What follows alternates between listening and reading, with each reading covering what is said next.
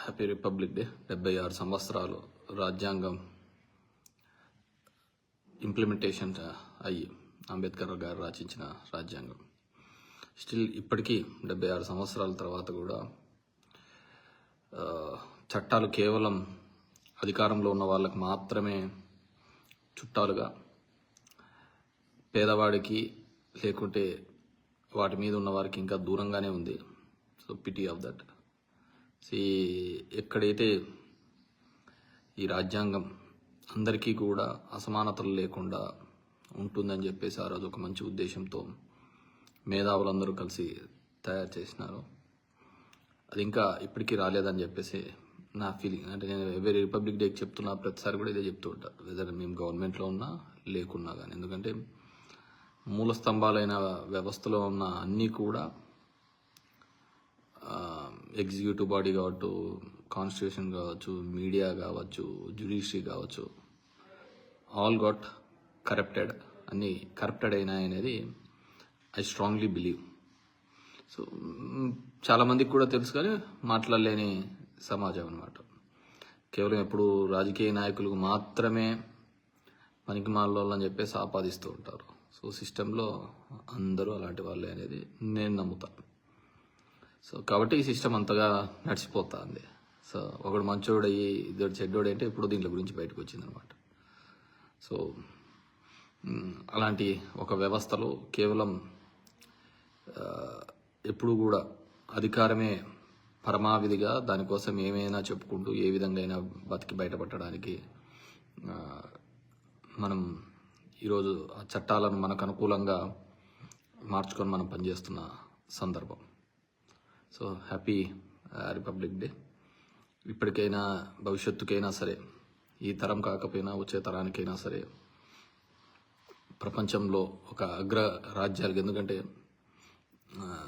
బాగా పనిచేసే వాళ్ళు ఉన్నాం, ఆలోచించే శక్తి ఉంది, కానీ సరైన అవకాశాలు సరైన విధంగా అందరికీ రావటం లేదనేది అభిప్రాయం, నాకున్న అభిప్రాయం అన్నమాట. One thing.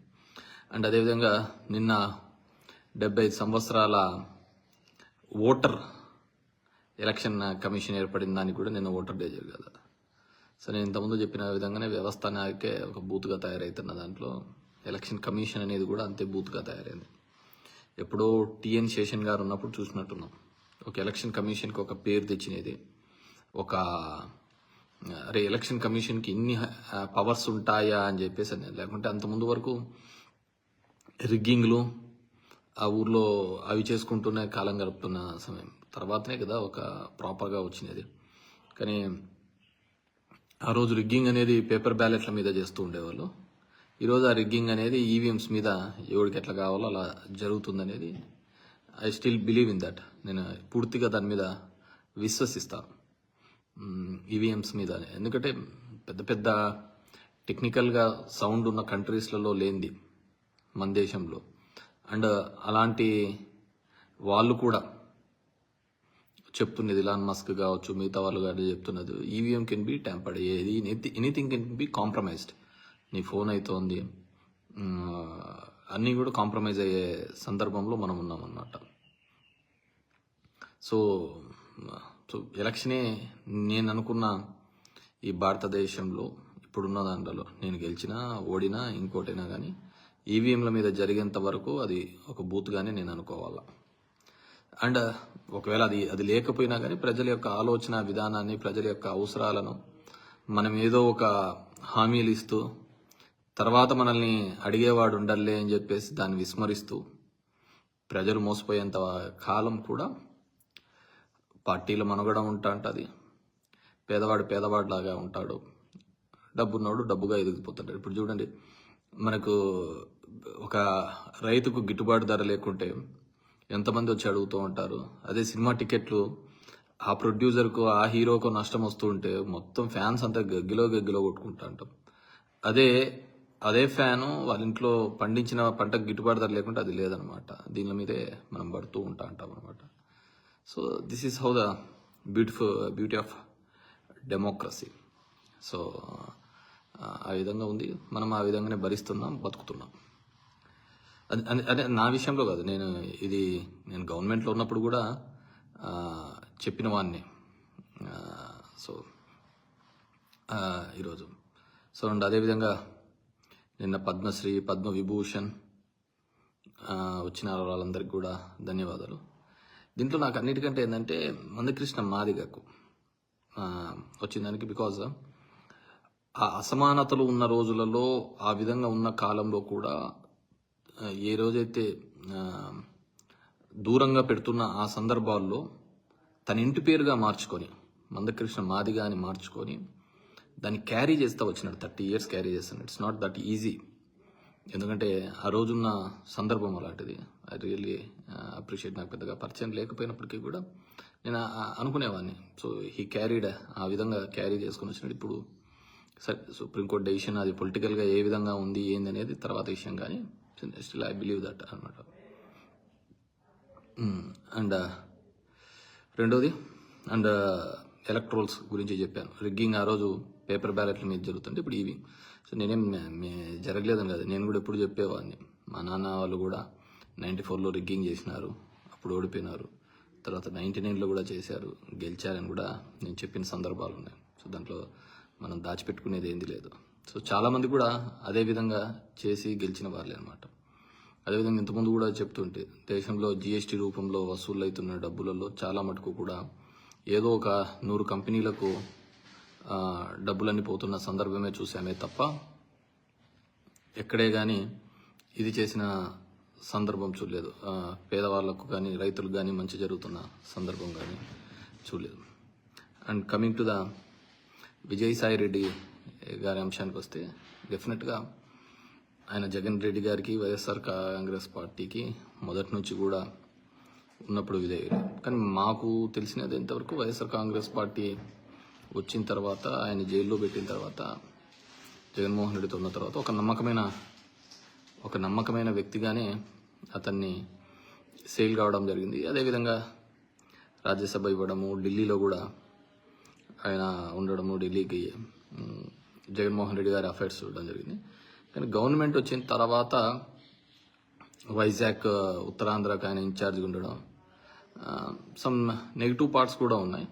So what ever maybe, ఆయన ఇప్పటివరకు ఏం మాట్లాడలేదు దాని గురించి. కానీ డిఫరెంట్గా మాట్లాడుతున్నారు. మన వాళ్ళ అల్లుడు దాని మీద కాకినాడ సెజ్కి సంబంధించినది ఉన్నాయని, ఇంకా కొన్ని ఉన్నాయని. డెఫినెట్గా ఇప్పుడు ఉండేదన్నీ కూడా ఇవే కదా.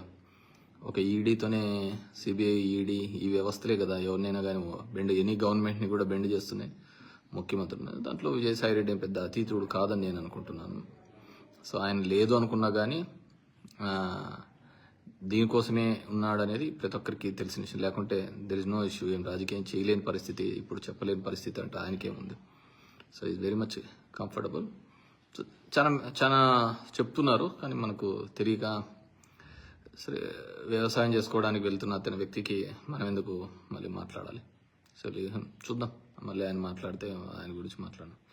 అండ్ కమింగ్ టు నేను యాక్చువల్గా ఈ వీడియో పెట్టడానికి 3 రోజులు 4 రోజుల ముందే మా బత్తలపల్లిలో నియోజకవర్గంలో ఉన్న ఒక వ్యక్తి పిల్లోడు మన నారాయణ కాలేజీలో సూసైడ్ చేసుకోవడం, చనిపోవడం జరిగింది. ఒక రైతు కుటుంబం సంబంధించి 3,40,000 ఫీజు ఆ పిల్లోడు 1,50,000 దాకా కట్టడం జరిగింది. ఇంకా కొద్దిగా కట్టవలసిన ఉన్న పరిస్థితి, కానీ కట్టలేని పరిస్థితులలో ఆయన మీద బలవంతమని. సో ఈ కార్పొరేట్ స్కూల్స్ మీద నేను మొదటి నుంచి వ్యతిరేకమే. ఈ కార్పొరేట్ స్కూల్ పనిచేస్తున్న పద్ధతి కానీ, అది ఏ విధంగా టార్చర్ పెడుతున్నాయి, ఏ విధంగా చేస్తున్నాయి అని చెప్పేసి, ముఖ్యంగా ఈ చైనా కాలేజీలు అంటే చైతన్య నారాయణ, భాష్యం, రవీంద్ర భారతి, నేను ధర్మవరంలో అవి క్లోజ్ చేయించడం జరిగింది. సో దాని మీద కూడా నాకు నిష్ఠూరాలే. బికాస్ మంచి ఫెసిలిటీస్ ఉండాలి. ఇప్పుడు ఆడుకోకుండా, ఇప్పుడు చదువుకోకుండా, ఫిజికల్గా స్ట్రెంత్ కాకుండా ఇంకెప్పుడు చేస్తా అంటారు. ఈ ఫీజులు, ఫీజ్ స్ట్రక్చర్ చూస్తే భయపడుతుంది. మేము ఇంజనీరింగ్ వరకు కాని ఫీజు ఇప్పుడు ఒక 1 yearలో కట్టాల్సిన పరిస్థితి ఇప్పుడున్న ఫీజ్ స్ట్రక్చర్ ఆ విధంగా ఉంది. కానీ నాకు ఒక డౌట్ ఏంటంటే, మామూలుగా ఇప్పుడు ఎవరైనా కానీ బిల్ గేట్స్ దగ్గరికి పోతే, నువ్వు ఇక్కడ కంప్యూటర్స్ సాఫ్ట్వేర్ కానీ మైక్రోసాఫ్ట్ కానీ ఇక్కడ డెవలప్ చేయాలి ఆంధ్రాలో అంటారు. అట్లాంటిది నారాయణ వాళ్ళ కాలేజెస్లో నెంబర్ 1, 2, 3, 4, 10 వరకు వాళ్ళకే ర్యాంకులు వస్తున్నప్పుడు ఆయన అదే అతన్ని ఎడ్యుకేషన్ మినిస్టర్గా పెట్టి ఇక్కడున్న గవర్నమెంట్ స్కూల్స్ను కూడా అదే విధంగా డెవలప్ చేయొచ్చు కదా. మామూలుగా ఈజ్ ఎక్స్పర్ట్ కదా ఇన్ దాంట్లో, మంచి చదువులు చెప్పించడంలో, మంచి ర్యాంకులు తెప్పించడంలో నారాయణ ఎక్స్పర్ట్ అంటున్నారు. అలాంటప్పుడు అతనికి ఆంధ్రప్రదేశ్లోని విద్యా విధానంలో ఏ విధంగా పెనుమార్పులు తీసుకొని వచ్చి పిల్లలకు కూడా అకాడమిక్ ఆ విధంగా ఇంప్రూవ్ కావాలని చెప్పేసి చేయొచ్చు కదా. ఎందుకంటే చేస్తే గవర్నమెంట్ స్కూల్లో పిల్లలు బాగుపడితే ప్రైవేట్ స్కూల్లోకి ఓడిపోతాడు, పోడు కదా. మా జగన్ రెడ్డికి అప్పుడు తిక్కబట్టి ఇవన్నీ కూడా గవర్నమెంట్ స్కూల్లో అన్ని ప్రైవేట్ దాంట్లో కాంపిటీషన్ అన్ని పెట్టి చేసి ఆ ప్రైవేట్ స్కూల్లో వాళ్ళందరూ మాకు ఈ నష్టం వచ్చిందని వాళ్ళు ఏడ్చి మా మీద ఇన్ని తెచ్చుకొని రావడం జరిగింది. వాట్ ఎవర్ మేబీ, అందరికీ కూడా once again happy Republic Day. Whatever maybe, Sai Reddy అంశం కావచ్చు, ఇంకో అంశం కావచ్చు, వైఎస్ఆర్ పార్టీకి వచ్చే పెద్ద నష్టం ఏం లేదు. ఎందుకంటే నేను మొదటి నుంచి చెప్తూనే ఉన్నా, వాళ్ళ ఇంట్లో వాళ్ళే ఇతను వ్యతిరేకించినారు. వాళ్ళ ముందు చూస్తే వీళ్ళు పోయేవాళ్ళు కావచ్చు, ఉండేవాళ్ళు కావచ్చు, ఇట్స్ నాట్ బిగ్ డీల్ అని నేను అనుకుంటున్నా. ఇంట్లో సొంత చెల్లినే ఇతని నాశనాన్ని నిరంతరం కోరుకుంటా ఉంది. అది చంద్రబాబు కన్సర్నర్లో ఉండో లేకుంటే ఇంకోరు కన్సర్నర్లో నడిపిస్తున్న విషయం మనం చూస్తున్నాం. అలాంటి వాళ్ళ ముందరనే వాళ్ళనే ఎదుర్కొని ఇవన్నీ కాదు అని చెప్పేసి జగన్మోహన్ రెడ్డి ముందుకు వస్తున్నాడు. బేసిక్ ఒకటి మనం అందరం ఆలోచించుకోవాల్సింది ఏంటంటే, జగన్మోహన్ రెడ్డి అనే వ్యక్తి లేకపోతే చంద్రబాబు నాయుడు కావచ్చు, వాళ్ళ కుతంత్రాలకు కావచ్చు, అసలు హద్దే ఉండదు. He is the one. వాళ్ళను అడ్డుకట్ట వేసి ఒక రెసిస్టెన్స్ చూపిస్తున్న వ్యక్తి ఎవరైనా ఉన్నారు అంటే అది జగన్మోహన్ రెడ్డి. మీరు ఆలోచించుకోండి, ఈ ఆంధ్రప్రదేశ్ రాష్ట్రంలో ఆ వ్యక్తి లేకున్నా, లేకుంటే వైఎస్ఆర్సీపీ పార్టీ లేకపోయి ఉంటే తెలుగుదేశం పార్టీకి హద్దులు ఉండేదా? ఒక పార్టీ నిర్మాణం కానీ, ఒక పార్టీ సంస్థాగంగా ఎదగాలంటే ఐడియాలజీ మీద ఎదగాలి. సరే, ఇప్పుడున్న చాలా పార్టీలు అవన్నీ మర్చిపోయినాయిలే అనుకోండి, కమ్యూనిస్ట్ పార్టీలతో సహా మర్చిపోయినాయని నా ఫీలింగ్ అయితే. సో అందుకే మీరు చూసినారంటే ఒక్కరి కోసం దేశంలో ఎక్కడా ఉండదు.